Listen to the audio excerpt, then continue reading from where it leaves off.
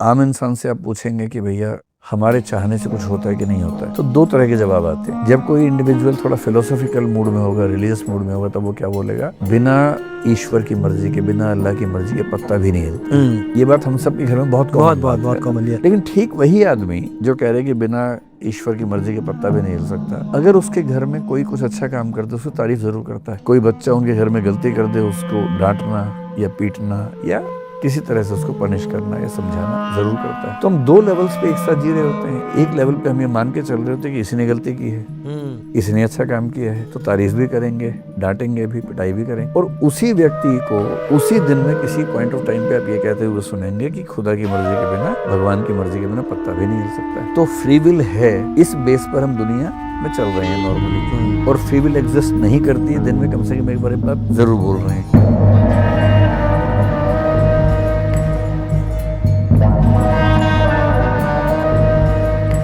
किस तरह का है, आप कुछ तारुफ कराएंगे अपना? सर कैम नाम है, कैम। कैम नाम है, अच्छा। आप मुस्लिम है, गैर मुस्लिम है? गैर मुस्लिम है तो क्या है? सर आई थिंक मैं खुद को एग्नोस्टिक बोल सकता हूँ। नहीं, एग्नोस्टिक नहीं बोल सकते। क्यों? तो अगर होते ना तो आप ये कहते मैं एग्नोस्टिक हूँ, आप इजाजत न लेते मुझसे। चलिए अभी मैं आपसे कुछ सवाल कर लेता हूँ। नहीं, मैं सवाल आपसे, आपके सवाल लूंगा, इसीलिए हम यहाँ बैठे हुए हैं। लेकिन पहले कम से कम ये पता चल जाए कि आप किस ग्राउंड पे खड़े हैं। एग्नोस्टिक बोला तो एग्नोस्टिक हूँ। अच्छा, तो आप पहले क्या थे? एग्नोस्टिक ही था पहले। यानी पैदा ही एग्नोस्टिक हुए? जी। वाह, ये तो हमने आमिर भाई पहली मर्तबा केस देखा, एक बंदा पैदा ही एग्नोस्टिक हुआ है। नहीं, इसीलिए रो रहे थे पैदा होते ही हजरत जी। तो ये देखे, कैम साहब जो भी आपका नाम है, गुफ्तगू अगर करें तो मेरे ख्याल से करें लाइक अ जेंटलमैन, थोड़ा सा ब्रेवरी दिखाएं। हाँ जी, मैं जो हूं पहले ये था, मैंने छोड़ा, मैं मुसलमान था, मैंने इस्लाम छोड़ा, ठीक है? तो अब हम बात करेंगे, पैदा आप एग्नोस्टिक हुए हैं, तो इसकी कोई दलील बताइए। क्या होता है कि डेफिनेटली किसी किसी की अपनी बैकग्राउंड हिस्ट्री होती है, तो उसमें ना जाकर के थोड़ा सा आगे जाके मैं जब एक सेंस आता है, एक थोड़ी सी एडल्टहुड में आप जाते हैं, तो आपको सब चीजें थी अपने हिसाब से आप उसको सूट वो करते हैं, आगे प्रोसेस करते हैं। तो उस लिहाज से अगर हम आगे चल के देखें तो मैं इस पर्टिकुलर पाथ पे मैं हूँ, मुझे चीजें समझ नहीं आती जो ऑल दीज स्पिरिचुअल थिंग्स, और जो कोई भी पर्टिकुलर रिलीजन पोर्ट्रे करता है या वो तो एग्नोस्टिक नहीं होंगे।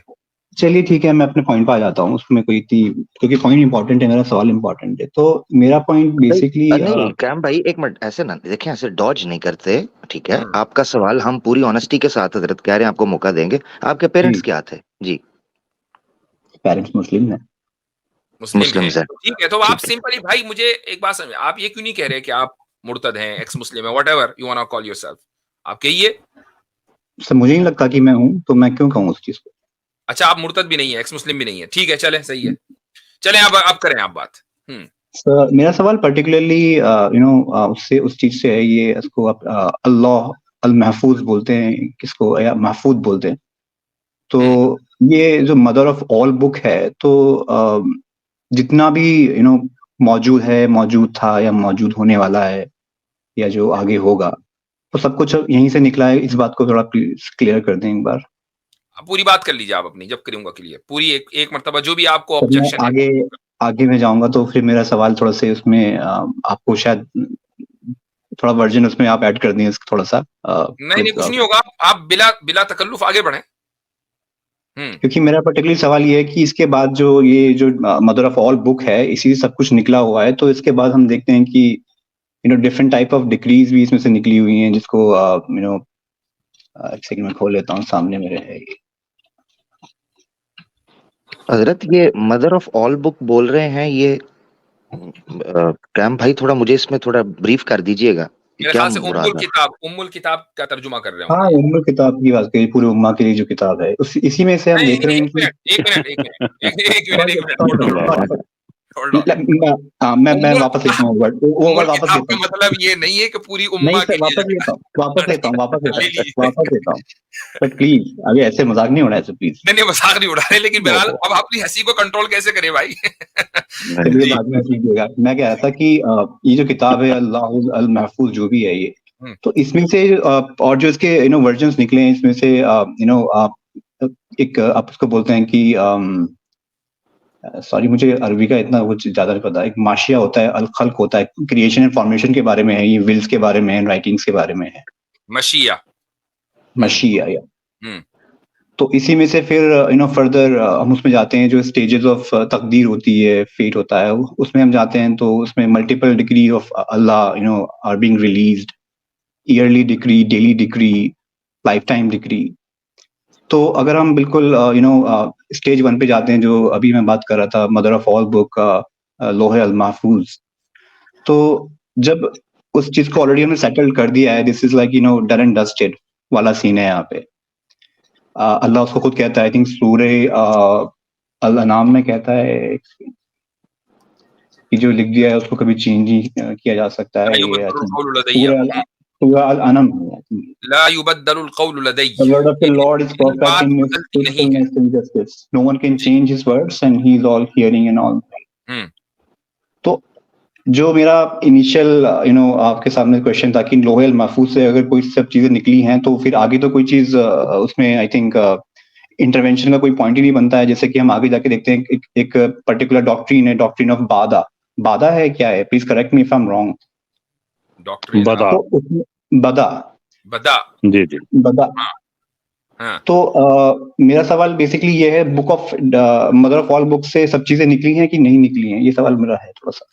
ठीक है, हम इसको तस्लीम करते हैं और इस चीज के कायल हैं। रसूल अकरम सल्लल्लाहु अलैहि वसल्लम का की हदीस है कि इन्ना अव्वल मा खलक़ल्लाहु अल कलम, कि अल्लाह ताला ने सबसे पहले कलम को पैदा किया, उसके बाद कलम को हुक्म दिया कि उक्तुब, लिख, और फजरा बिमा हुआ काइनुन इला यौमिल क़ियामा, तो कलम ने हर उस चीज को लिखा जो क़यामत तक के होगी। उसमें खुदा के अल्फाज, जो कलाम उसने इंसान के साथ किया है वो भी है, जो वाक़ियात होने हैं वो भी है। जी अब बोले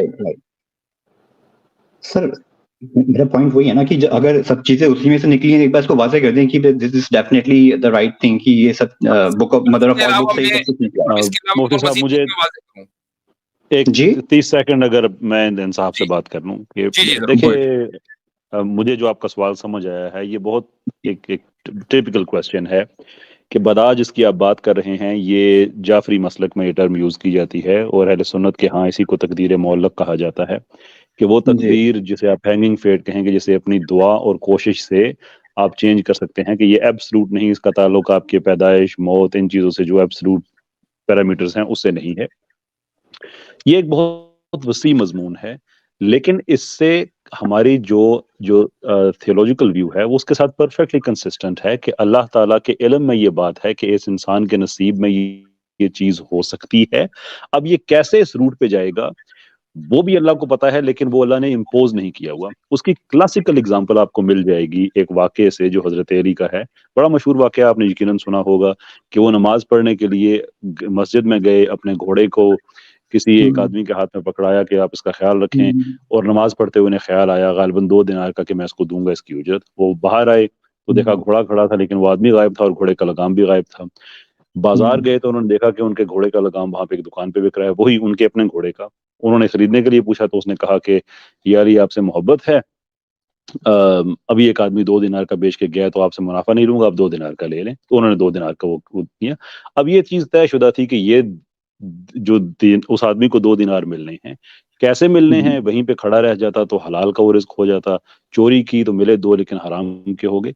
इन चीजों को इनका मतलब ये है, लेकिन अल्लाह को ये पहले से पता है, इम्पोज नहीं किया हुआ। लिख देने का मतलब ये नहीं है कि अल्लाह ताला ने अब ये फैसल भाई, मैं इनसे एक थोड़ा सा वजाहत भी चाहूंगा कि उन्होंने अकीदे बदा की बात की है। क्या नाम है आपका, काम साहब, आप ये कहना चाह रहे हैं कि बहुत सी चीजों से तकदीर जो है वो बदल जाती है?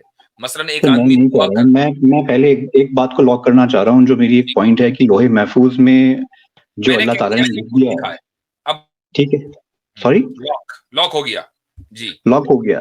अब उसके नीचे जो सिलसिला चल रहा है, जो एक पूरी चेन चल रही है ऑफ जो भी एक इल्म निकल रहा है उस बुक में से, तो अब उसके ऊपर आप मल्टीपल एक्सेप्शंस क्रिएट कर रहे हैं कि जैसे मेरे पास एक हदीस भी है, आई थिंक ये एक सेकंड में खोल लेता हूँ।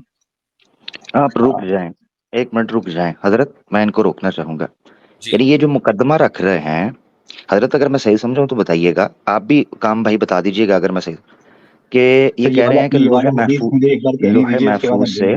लोहे महफूज से एक चीज जब निकल जाती है या लोहे महफूज में एक चीज लिख दी गई है तो फिर उसमें चेंजिंग कैसे हो रही है, ये कहना चाह रहे हैं ये? हाँ, शायद यही कहना चाह रहे हैं, यही कह रहे हैं ना। ठीक, यही कह रहे हैं, ठीक है। ये आयत आपके सामने है कुरान की, ठीक है, सूरह रात की 39, औज़ बिल्लाहि मिनश शैतानिर रजीम, यम्हुल्लाहु मा यशाउ व युसब्बित व इंदहु उम्मुल किताब। आपका मसला हल हो गया, थैंक यू जी। हल नहीं हुआ है सर, ये तो अल्लाह खुद को ही अवॉइड कर रहा है।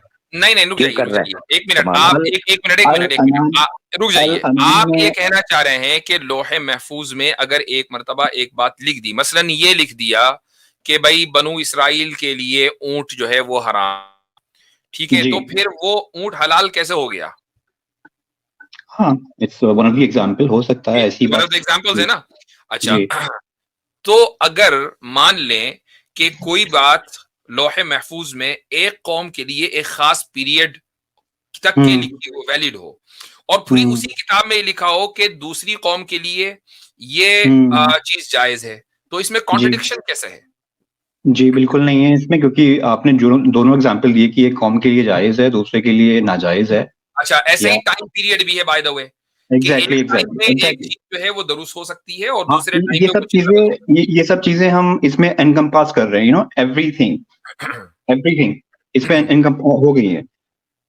इससे पहले मैं चलूंगा, अभी आई थिंक आवाज़े हक ने कुछ दिखाया कि वो खुद चेंज कर सकता है if he wills, he is master of record. आपका कोई सवाल अगर है ना तो वो सवाल रखिए, अभी तक के सवाल जो आपका जो है वो बिल्टअप जो आप कह रहे हैं कि मैं आगे करना चाह रहा हूँ। मेरा सवाल ये है कि अगर मदर ऑफ ऑल बुक से सब कुछ निकल रहा है, then it's a part of well scripted book or whatever जो भी हम लोग यहाँ कर रहे हैं, we are just तो यार आपने इतना लंबी तमहीद बांधी, आपका सवाल तकदीर से मुताल्लिक है, तो कैसर भाई ने तो ऑलरेडी उसका जवाब दे दिया। एक चीज में इसमें थोड़ी सी एक और कंफ्यूजन हमारे भाई को हो रही है, लोहे महफूज और कुरान के भी जो है थोड़ी सी आई थिंक कंफ्यूजन है। शायद ये समझ रहे हैं कि जो कुरान में लिख दिया गया वही कुछ होगा, हालांकि हम ये कैसर भाई मैं थोड़ा क्लियर कर दूं, ये कह रहे हैं कि जब हर चीज लोहे महफूज में लिख दी है तो हम तो सिर्फ रोबोट्स हो गए ना, कि एक चीज वेल स्क्रिप्टेड है, हम सारे वही काम कर रहे हैं जो लोहे महफूज में लिखी गई, तो ये तकदीर से मुताल्लिक क्वेश्चन है। तो आपको सिंपली यही कहना चाहिए था कि भाई जब हर चीज लिखी हुई है तो मैं मुख्तसर से, आपका इतना टाइम जाया हुआ ना, जब हर चीज लिखी हुई है, पहले से लिखी हुई है, तो हम आखिर फिर मजबूर हुए, हमारे पास तो फ्री विल नहीं हुआ, यही तो है ना सर। आप मुझे इसी पॉइंट पे लाना चाह रहे हैं, मैं इस पे आ जाता हूँ, कोई बात नहीं। मेरा आपसे फिर जवाब ये रहेगा, इसके अलावा कोई दूसरा पॉइंट है तो वो बताइए। नहीं देखिए, एक हदीस है, आई थिंक ये है आपकी क्या बोलते हैं इसको, हदीस नंबर 19 है, हदीस नबवी में से है ये रेफरेंस, जिसमें आई थिंक ये प्रॉफिट मोहम्मद बोल रहे हैं कि सॉरी ये हदीस नबवी क्या चीज होती है सर? रेफरेंस है, आई रेफरेंस हदीस 1940 हदीस नबी पे लिखा हुआ है, तो मैं आपसे पढ़ के बता रहा हूँ। कौन सी किताब है अल्लाह के बंदे, वो किताब का नाम तो बताएं। हजरत अग्नोस्टिक होना कोई आसान काम तो नहीं है ना हजरत, वो भी पैदाइशी। सर उसका कोई मैं पॉइंट क्या रख रहा हूँ उस पर ध्यान देंगे तो आई थिंक आप नहीं, हमें ये भी पता चलना चाहिए ना कि वो हदीस कौन सी है। जब आप एक रेफरेंस देंगे तो मैं फौरन क्रॉस चेक करूंगा ना। एक सेकंड, मैं स्क्रीनशॉट लिया हुआ है, मैं आपको एक बार देख लेता हूँ। नहीं, मुझे हदीस का नंबर और किताब का नाम बताइए। एक सेकंड सर, देख रहा हूँ।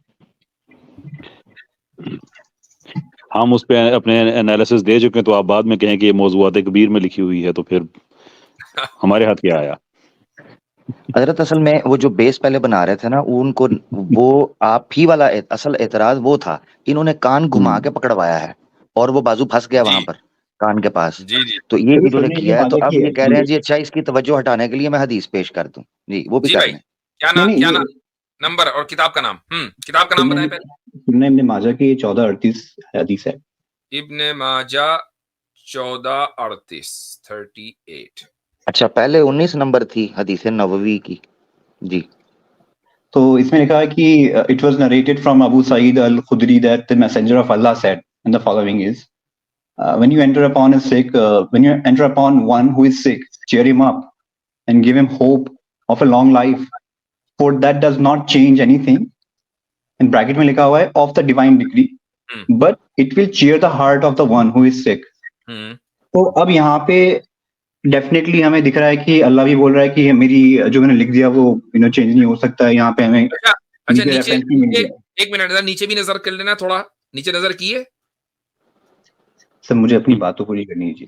नहीं, बात उस हदीस का आपने रेफरेंस दिया, वही लिखा हुआ है ग्रेड ज़ईफ। अच्छा, ब्रैकेट इनको ब्रैकेट पढ़ रहे हैं, नीचे नहीं जा रहे जो ब्रैकेट के बगैर है। चलो मैं थोड़ी देर के लिए इसको मान लेता हूँ, सही है। अब आप आगे अपना सवाल करें। हाँ जी, तो अभी आपने मुझे ये चीज ऑलरेडी एस्टैब्लिश कर दी है कि डिवाइन डिक्री सब कुछ निकल रहा है, उसमें multiple different types of decree निकल रही है, yearly decree and all these things. तो उसमें अब चेंज का जो सप्लिकेशन हम यहाँ करते हैं, यहाँ पे दुआ हम करते हैं, तो उसका इफेक्ट उस पे क्यों हो रहा है डिवाइन डिक्री के ऊपर? कहाँ हो रहा है? हो रहा है, आप दुआ कर रहे हैं तो चेंज हो रहा है। ये कैसे पता कि चेंज हो रहा है? दुआ नहीं मानी जाती क्या? नहीं, दुआ कबूल होती है, लेकिन आपको हज़रत सॉरी, ये जो हदीस पेश कर रहे हैं हमने, इससे अब आगे पीछे नहीं होना कैम भाई, ठीक है? ठीक है ना? कैम भाई इधर मेरे साथ चलना है, मेरे साथ चलना है। आप इस हदीस को ही हम रखेंगे, आपने इस हदीस से आगे पीछे नहीं होना, ठीक है? मैं क्यों रखूंगा इसको? मैं आपको कुरान का वो दे रहा हूँ, डिवाइन। आपने इब्ने माजा की हदीस का हवाला दिया, वो अब आपको इस हदीस पे नहीं टिकना है। मैं ये कह रहा हूँ कि क्योंकि आप इससे इस्तेदलाल कर, आपकी जो बेस है, आपकी जो एक सुन ले फर्क समझें। आपने जो हदीस पेश की है, आप इससे जो निकालना चाह रहे हैं उसी के अंदर से मैं अब आपको एक सवाल आपसे पूछने लगा हूं, ठीक है? तो आपने उसी में रहना है। हालांकि ये याद रखें कि मुफ्ती साहब ने आपको इतना जो है ना समझ ले खुला मैदान दिया है कि हदीस ज़ईफ होने के बावजूद हम उसको डिस्कस कर रहे हैं, ये याद रखें। तो आप अंदाजा कर सकते हैं कि आपके आर्गुमेंट, आप इससे अंदाजा कर सकते हैं कि आपका आर्गुमेंट कितना कमजोर है, कि अब दिक्कत नहीं है। अच्छा सुन ले जरा, इस हदीस के अंदर से किसी जगह पर मुझे ये दिखाना है कि दुआ देने की बात की गई हो। चले, यानी दुआ से उम्र चेंज हो जाती हो? दुआ से ये मुझे बताना, क्योंकि आपकी बेस ही है, इस हदीस से दिखाना है। तो दूसरी तीसरी हदीस पे नहीं जाना, इसी से जी। सही कह रहा है कि giving hope of long life, तो ये क्या होता है? इसमें तो यही लिखा है ना कि आप दुआ मांगेंगे उसको होप हो जाएगी, बाकी उसकी उम्र आगे पीछे नहीं होगी। तुम्हारी दुआ मांगने से जो लिखा हुआ है वही होगा। तो इससे तो हमारी बात कंफर्म हो रही है, ये जो दलील आप लेकर आए हैं। मैं ये चाह रहा हूँ कि दुआ का वहां कहा ही नहीं हुआ। सर मैं मान रहा हूँ, दुआ यहाँ पे नहीं लिखा हुआ है। हाँ तो बस फिर ठीक है, तो दुआ की बात ही नहीं है, तो फिर चेंज कैसे होगी?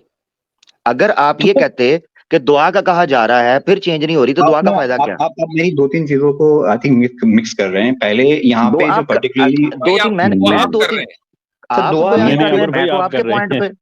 बहुत अच्छे। अच्छा मुझे कह रहे हैं आप दो तीन चीजों को मिक्स कर रहे हैं, जबकि आप जो पेश कर रहे हैं मैं तो उसके साथ चल रहा हूँ। मैंने तो चेंज करना तो तब है ना जब मैं पेश करूं।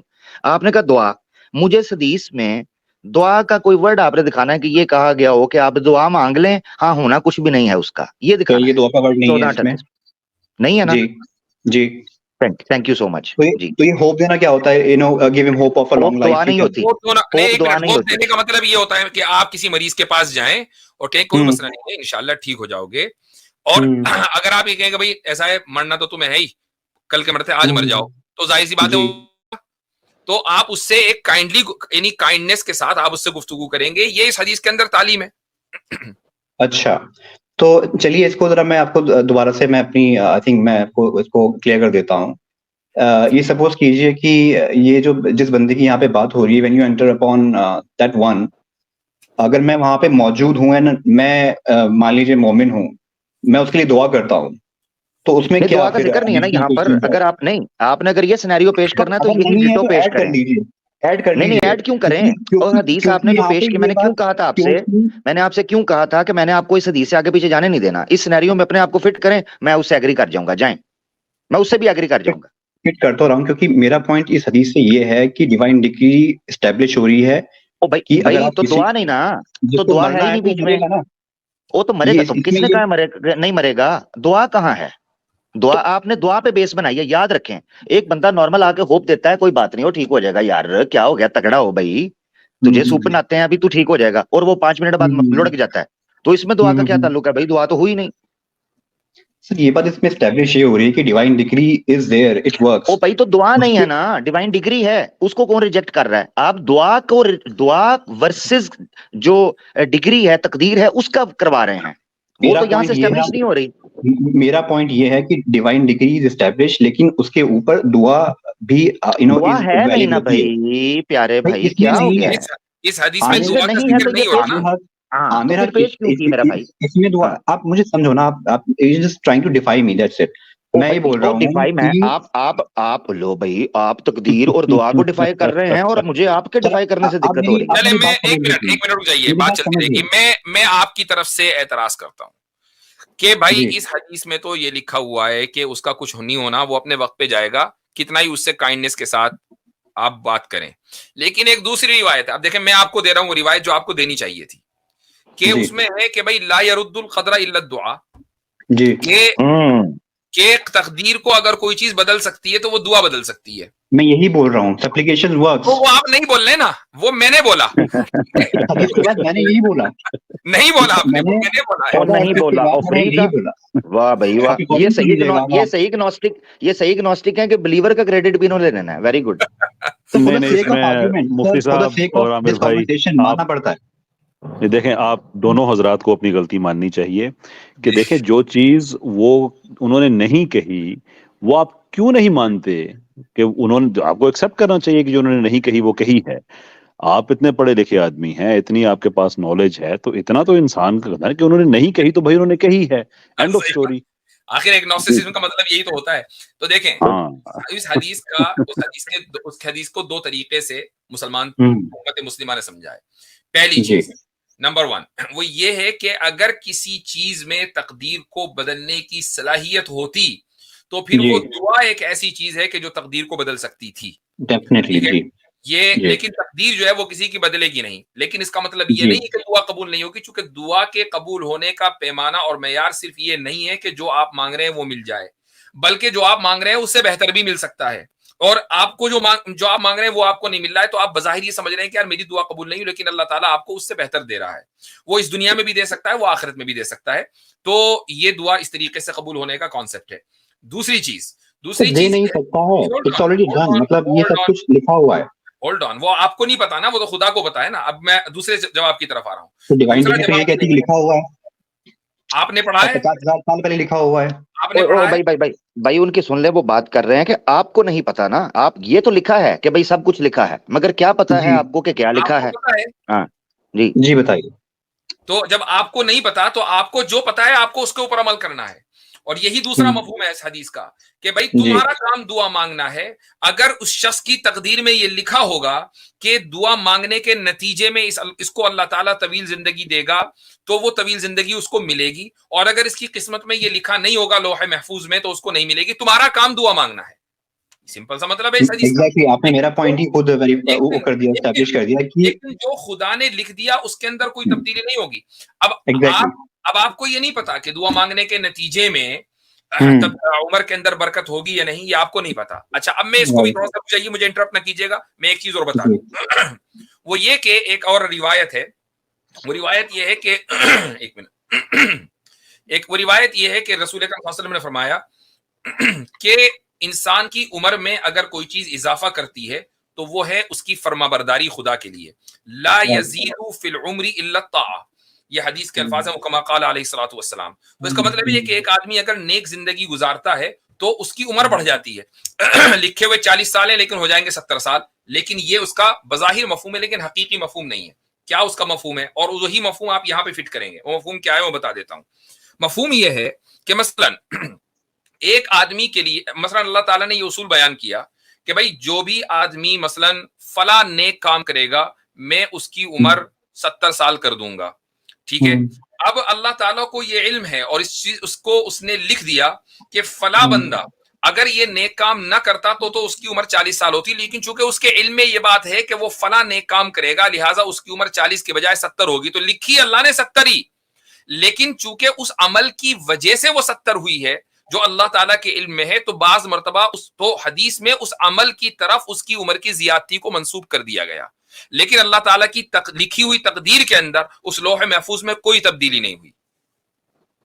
एग्जैक्टली। तो मेरा पॉइंट ये है कि आप उसी बात को आपने दोबारा से रिस्टैब्लिश कर दिया कि जो चीज लिखती गई है is one thing, let's say कि ये लेफ्ट साइड पे हमारा लिखा हुआ है सब कुछ, और आपका जो राइट साइड है जहाँ पे ये दुनिया का जो पूरा निजाम है, इसमें हम ऑन दी अदर साइड हम ये देख रहे हैं कि फ्री विल का एक ये लड्डू दे दिया है कि यू हैव दिस थिंग, मेरे भाई और इसके ऊपर आप खेलते रहो। आपका सवाल जो है पहले ही वक्त से पहले होल्ड ऑन आपका सवाल पहले वक्त से तकदीर और फ्री विल पर था, इतना लंबा घुमाने की जरूरत ही क्या है? नहीं, सवाल ये नहीं है, वेरीफाई तो करने की सभी मदर ऑफ बुक से आ रही है, उसके बाद तो आगे बात होगी। आपको पता है कि हमारा ये अकीदा है, तकदीर के ऊपर वेरीफाई करने की क्या जरूरत है? क्यों वेरीफाई करवाना है बार बार? अकीदा बिल्कुल, ये हमारा अकीदा है, हमारा ये बिलीफ है, और इस बिलीफ को हम साबित करते हैं रैशनली। आपका सवाल अगर तकदीर के मुतालिक, इतना टाइम जाया करने की कतन कोई जरूरत नहीं थी, आकर ये कहते हैं कि मुझे तकदीर को साबित करो, तकदीर को साबित करते हैं हम। साबित माजा की हदीस नंबर 1300, 1400, 1500 और फलाह हदीस, इधर इस फालतू की बातें करने की क्या जरूरत है? क्यों आप लोग बर्बाद करते हैं? I'm sorry? आप टाइम वेस्ट क्यों करते हैं? It's a total waste of time. Time waste नहीं कर रहा हूं, इससे इंपॉर्टेंट पॉइंट है। आपने नहीं कोई इंपॉर्टेंट, आपने अभी तक की एक भी बात इंपॉर्टेंट नहीं की है, इधर से उधर घुमा के लाकर आप जवाब नहीं दे पा रहे। जब मैं आपको आपका आपने अभी तक कोई सवाल ही नहीं किया, निहायत यानी हिमाकत वाली बात है। एक आदमी को तकदीर से मुताल्लिक सवाल करना है तो वही सवाल करे ना। और जब मैं शुरू में कह रहा हूं कि भाई तुम्हारा सवाल तकदीर से मुताल्लिक है, नहीं तकदीर से मुताल्लिक नहीं है, तो भाई मैं समझता हूं कि ये वाहिद नमूना है जो एग्नोस्टिक ही पैदा हुआ होगा। एग्नोस्टिक ही पैदा हुआ होगा, बिल्कुल आपने ठीक कहा। दूसरी बात हजरत ये है, आप सिखा रहे हैं, ये कह रहा जी जो आप जो ओ भैया हजरत बता रहे हैं तुम्हें कि सवाल क्या करना है और तुम्हारे दलील क्या होनी चाहिए, और ऊपर से कह रहा जी आपने मेरी बात स्टैब्लिश कर दी। उसका जवाब स्टार्ट के अंदर दे दिया था। आपको तो ये भी नहीं पता था कि आपके सवाल की नोयत क्या है। हजरत ने बताया कि तकदीर है, आप इधर लोहे महफूज इधर उधर। और मैं ये बता दूं कि आपका मसला एग्नोस्टिसिज्म नहीं है, आपका मसला जो है वसवसाइज्म है, ठीक है? उस इज्म का आप इलाज कराएं। एग्नोस्टिसिज्म तो आपने उसका नाम दे दिया, तो ये जो मेंटल ट्रॉमा जिससे आप गुजर रहे हैं ना, इसका आप इलाज कराएं तो इंशाल्लाह बहुत सी चीजें सही हो जाएंगी। एक बंदे ने यहाँ पे कमेंट किया था, मैं वो कमेंट दोहराना चाहूंगा। जिस वक्त आमिर भाई बात कर रहे थे, उस बंदे के साथ लिखता है वो, व्हेन आमिर भाई says you need to be afraid when Aamir भाई says अब आपने मेरे साथ चलना है। अच्छा जी, ये बात अच्छा मैं लास्ट कॉल ले रहा हूं। सॉरी जी हाँ सॉरी, एक बात सिर्फ, यानी बड़े ताज्जुब की बात यह है कि जब एक बंदा खुद इस कॉन्सेप्ट को समझ कर ये कह रहा है कि उसमें सब लिखा हुआ है, तो ऑब्वियसली दुआ भी इंक्लूड है, उसका कबूल और रद्द होना भी इंक्लूड है, वो सारी चीजें उसके अंदर है, उसमें कोई कमी इजाफा वो सारी चीजें उसके अंदर आ गई। तो इसके बाद जब ये बंदा मान लेता है इस चीज को, उसके बाद सवाल बनता नहीं। वो अलग बात है कि या ये कहना चाह रहा है कि लोहे महफूज में जब एक चीज आ गई तो फिर अल्लाह का इख्तियार साकित हो जाता है। अगर ये कहना चाह रहा है तो उस पर आयत दे दी सूरह ज़ुमर की। अगर ये कहना चाह रहा है कि दुआएं किस तरीके से काम, वो हजरत ने समझा दिया। जो हदीस पेश की उसके सनदन ज़ईफ होने के बावजूद उसके ऊपर बहस कर कर बताया कि जो बनाए इस्तदलाल है वो भी गलत है, कि दुआ का वहां जिक्र ही नहीं है दूर दूर तक। वो एक तसल्ली है, एक तशफ़ी है, एक इत्मीनान की बात है, जो बंदा ऐसे इंसान को भी कहता है जिसके बारे में डॉक्टर ने कह दिया हो या जिसके बारे में साफ नजर आ रहा हो कि इसका इख्तिताम हो गया। तसल्ली की, होप की, उम्मीद तो इंसान की फितरत के अंदर है। जी हाँ, अच्छा जी, बहुत जबरदस्त कमेंट है। आखिर में आपका आपने पूरा खुलासा इसका जिक्र कर दिया, और अच्छा है कि जब हम अलग से वीडियो डालें तो कम से कम खुलासा सामने आ जाए, लोगों को ये पता चल जाएगा हुआ क्या है।